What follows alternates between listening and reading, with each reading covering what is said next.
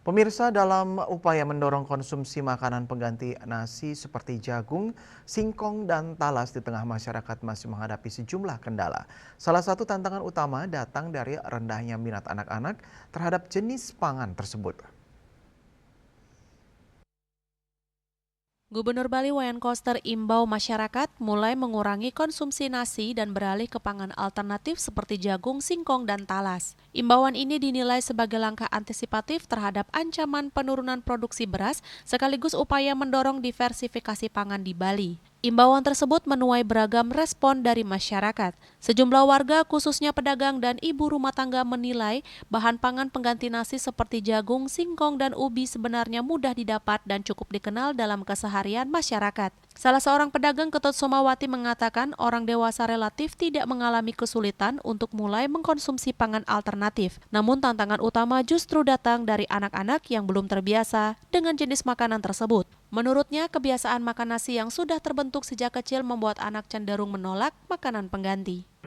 Sebagai rumah tangga itu ya pemerintah kita mestinya bisa yang ikuti ya. Cuma untuk generasi kita yang seperti cucu, seperti anak-anak yang sekarang tuh susah sekali mereka untuk makan nasi jagung, makan sagu gitu ya, atau ubi gitu. Tapi dengan langkah yang bagus mestinya kita bisa ngelola lebih mudah untuk anak-anak, dikombinasiin dengan lauk sayur gitu, jadi biar anak-anak tertarik. Tapi kayaknya susah deh.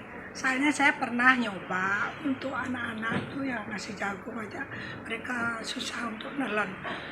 Jadi kedepannya kayaknya seperti kita umpamanya biasanya pakai beras yang mahal, itu lebih baik diturunin pakai beras yang lebih murah, beras lokal seperti beras Tabanan yang polos gitu.